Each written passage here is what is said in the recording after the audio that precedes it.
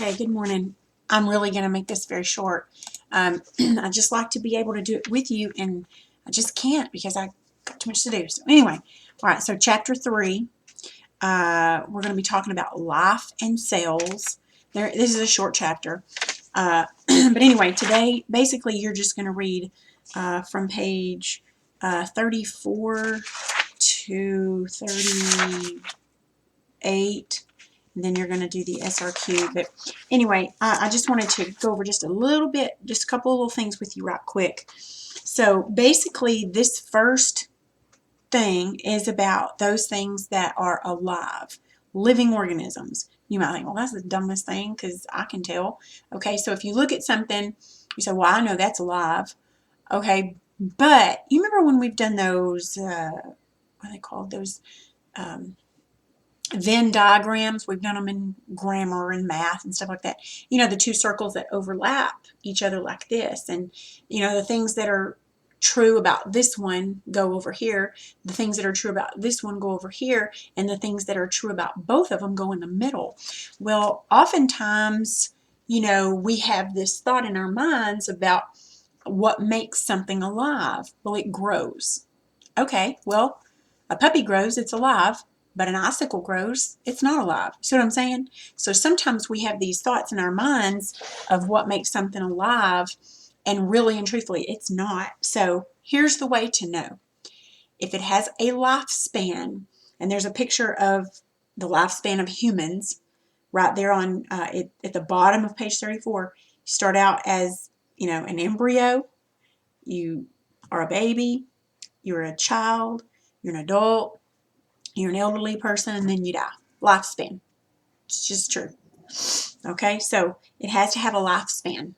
That means it has to be born, and it has to go through a span of life, and then it has to die. It has to be able to reproduce. Okay, humans reproduce, rabbits reproduce, flowers reproduce, trees reproduce. It needs to be able to grow.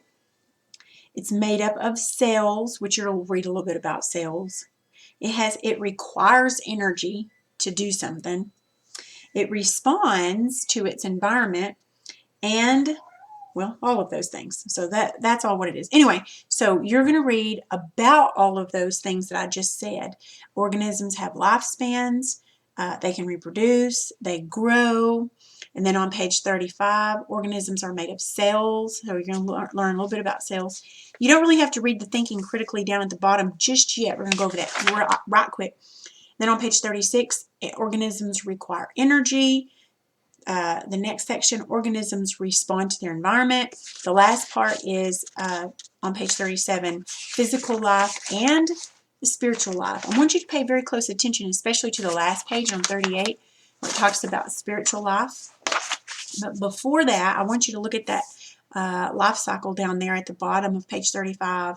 It's a thinking critically about a life cycle. Okay, so all living organisms have certain stages of life through which they pass. For example, ducks first appear in the egg stage, followed by the duckling stage, then the adult stage. Then the cycle starts over with the adults reproducing eggs. Diagrams are often used to help explain these life cycles. It's important that you understand how these diagrams illustrate life cycles. The life cycle to the right is that of a sunflower. Can you identify what each drawing and arrow means? So what is drawn at number 1? Number 1 is the seed. See that? Number 1. All right. And then it says what happens at stage number 2. You see it? The little thing is starting to come out. It's germinating. The seed is germinating and it's beginning to grow. All right. Why are roots included on stage number 2, but not in number 1? Number 1 is just the seed. It's just the beginning of it. And number 2, it starts to sprout those. It needs a suitable environment to grow too, because if it doesn't have the certain environment, you can keep a seed for a long time and it'll just sit there. But once you put it in its right environment, it'll begin to sprout the seeds. All right, so what's the difference between 2 and 3?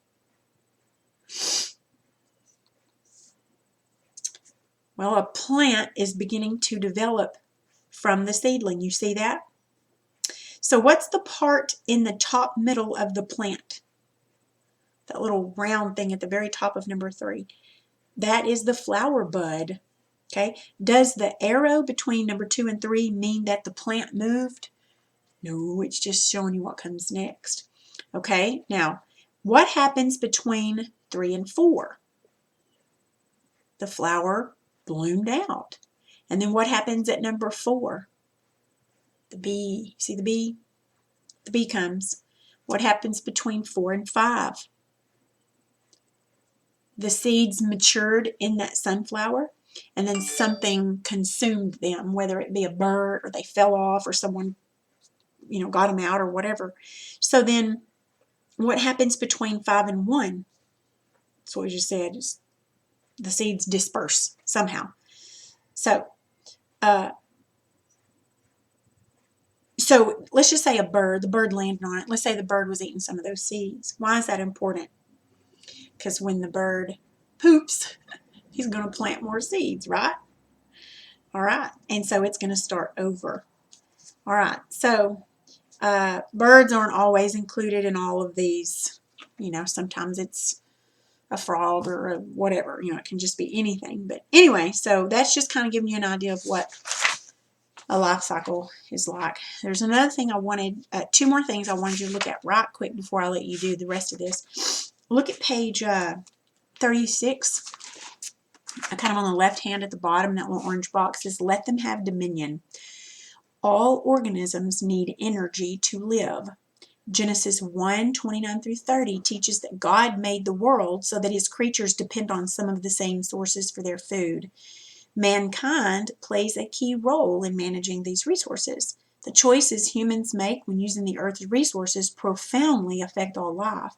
God has placed humans in a position of control over all of creation, and even says so not only in Genesis during creation, but Psalm 8:6. As we use science to maximize the fruitfulness of the world, we must remember to exercise dominion carefully and wisely. So just like people who are not good stewards in their own household, well, they may end up losing their car or foreclosing on their home and losing it and getting behind on their bills. Well, just like that, as a whole, as people, we also need to be discerning and good stewards of where God has placed us. So the other thing is, I wanted you to look at 37 where it says your myth taken, the Gaia theory, and I'm not sure if that's how you pronounce it. I think it's Gaia. So, and I'm not going to read this, but basically in Isaiah 40 and Isaiah 44 in several verses, and there's more. I just read this the other day in Acts. I don't know, somewhere in the New Testament. Maybe it's in Philippians, one of the letters. I can't remember. Anyway, it's in the New Testament and the Old Testament several times where there's an argument between, not an argument, it's not what I meant. There's something said about inanimate objects. And I want you to kind of put this in your mind. These are 2 vocabulary words that you need to know for life. Okay? So you know the word animate. Okay? Like you think of cartoons. Okay? So pronounce it this way. Animate. Inanimate. 2 words. Animate means alive. Okay? To pull the word out, animate means to make alive, like a cartoon, like a drawing is animated to become real life. So an animate object is something that is alive. It's an object that's alive. Inanimate, the prefix in means not. So inanimate is something that's not alive. But in those scriptures I was telling you all throughout the Bible where and I love it when it talks about this, it says that they've made idols with eyes but they see not, with ears but they hear not, with mouths but they speak not. There's even one that says with noses and they smell not, with what's the other sense? I don't know. All the 5, they have hands but they feel not, or whatever it is. But anyway, it goes through all the senses, and it says they have these things, but they don't have senses. So they're inanimate. Well, there's a modern day religion that's nothing but idolatry, and it's the Gaia theory. That's where it's the thought that these inanimate objects are alive, and so they worship them. It can be anything. I think this one, and you can read this if you want to, but it talks about, I think that like New Age. Anytime you hear the word New Age, the phrase New Age, turn away from it. Get away from it.